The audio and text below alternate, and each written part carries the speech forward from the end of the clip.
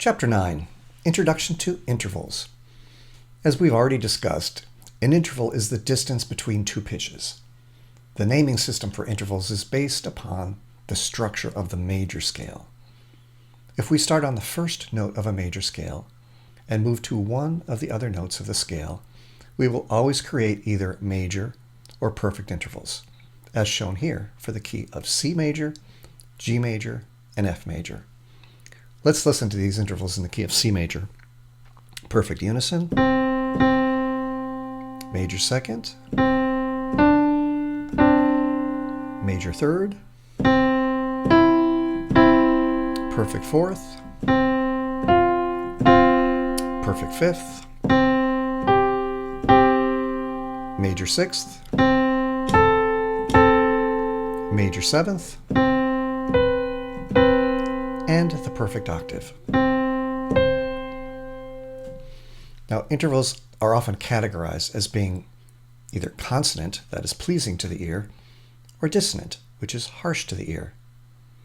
Now, upon playing the intervals that are shown, many people hear the perfect unison, this one, the major third, the perfect fourth, the perfect fifth, the major sixth, and the perfect octave as consonant, that is pleasing to the ear. And they hear the major second as well as the major seventh as dissonant, that is harsh to the ear.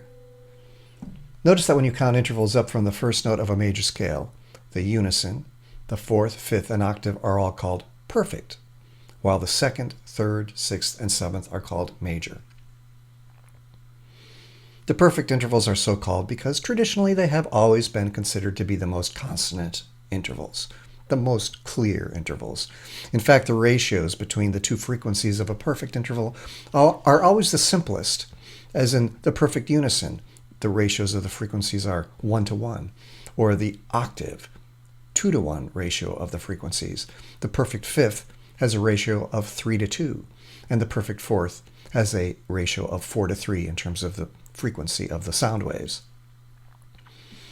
Now, to write major or perfect intervals above a particular pitch, simply write the second pitch higher than the original pitch by the number represented by the interval number. Then either write or imagine the key signature of the lower pitch to see if an accidental is needed to be applied. For example, let's write a major third above the pitch E. Place a note on the G, a third higher than the E. And then closely examine the E major key signature, because the key signature is what determines that the pitch G should be sharped to create the major third sound.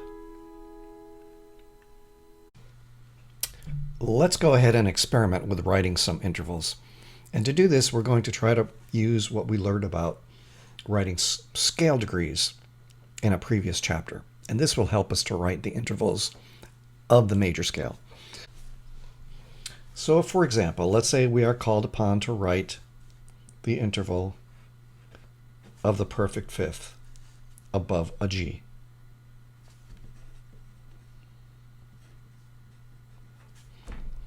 What we can do, and we can do this on a piece of scrap paper, is write the key signature of the lowest note of the interval, in this case a G. The key signature of G is 1 sharp on F sharp. This is why it's extremely important that you've got your key signatures memorized so that this process can go quickly and smoothly without too much trouble. Then you can write out the notes of the major scale.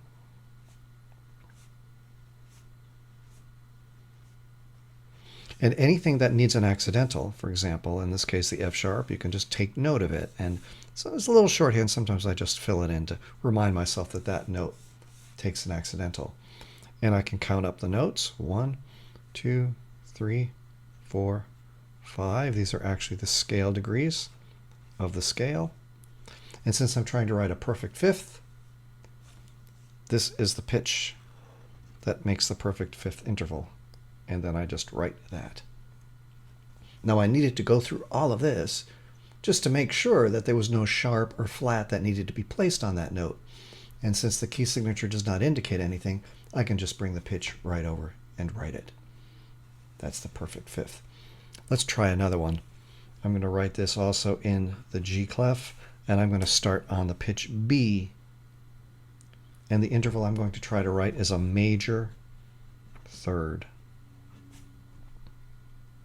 So I'm going to take a piece of scrap paper, a piece of staff paper, always staff paper, and I'm going to write the key signature of the lowest note B. You might recall that the key of B has 5 sharps. Father, Charles, goes down, and that's the key of B major. And then I will start writing the notes of the B scale. Now, if you want to make this a little quicker, because I'm asking for the major third, you really only need to write the scale up to the third. You don't really need to write all the rest of the notes, because by the time you get here, you will have already derived the answer. Just make sure you go and check as you write your notes. If there's a sharp in the key signature, make sure you indicate it to yourself. There's a D sharp. It's right here.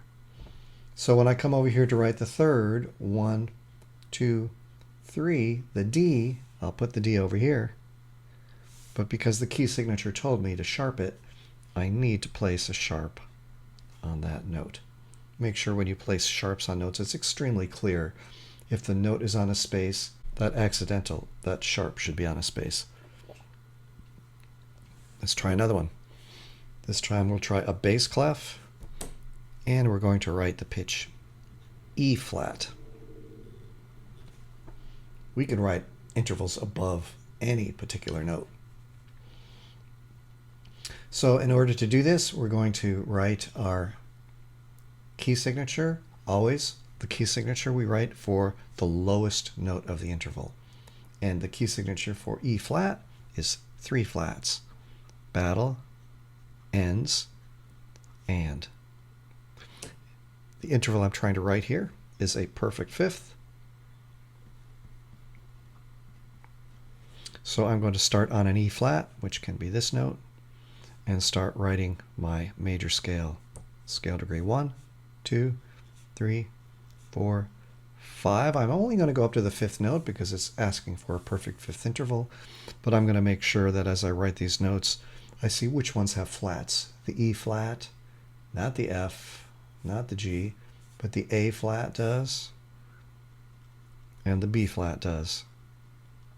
So when I write this pitch here for the perfect fifth interval, I'm going to go ahead and write that note, the 5th note of the scale, and I'm going to make sure to place, in this case, a flat on that note.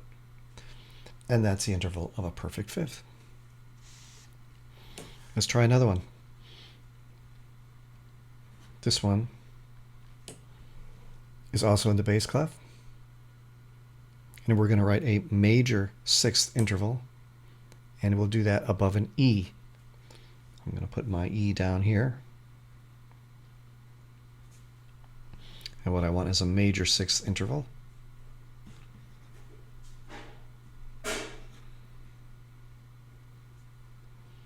So I'm going to write the key signature always of the lowest note, in this case E. That's 4 sharps. Father, Charles, goes down.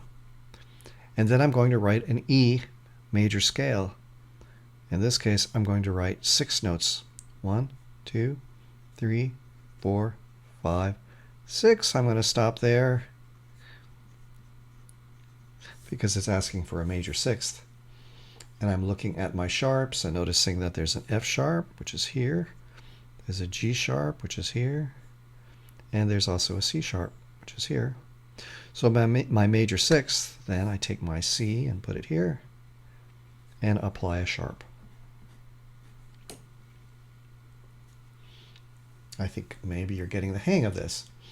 Again, the better you know your key signatures, the better you will know how to do intervals. As a matter of fact, you're going to find in this music theory class, the better you know your key signatures, the better you're going to be able to do everything in this class.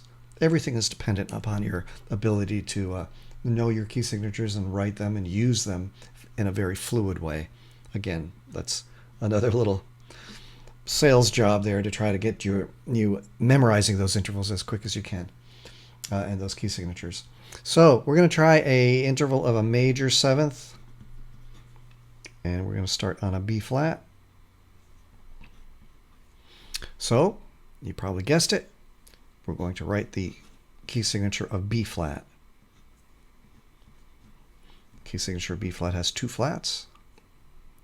And I'll start down here, and I'm going to write, in this case, I'll pretty much write the whole scale because I'm asking for a major seventh. So I should go all the way up. 1, 2, 3, 4, 5, 6, 7. And of course, there's the whole scale. There's a B flat, right? All the B's would be flatted, and there's an E flat here. 1, 2, 3, 4, 5, 6, 7. The note is A. I bring it over here. And I don't need to put any flat or sharp on it because the key signature does not require it. So I can just place the note, and now I've written the interval of the major seventh. And writing intervals is as simple as that, identifying the scale degrees. You should now check your understanding 9.1 on page 102. This will give you a chance to try out some of these intervals by writing the key signature and coming up with a scale degree. As a matter of fact, once you've done a few of those, you can actually move on to the homework on page 105. This is exercise 9.1 because all of the intervals on that page you are ready to do.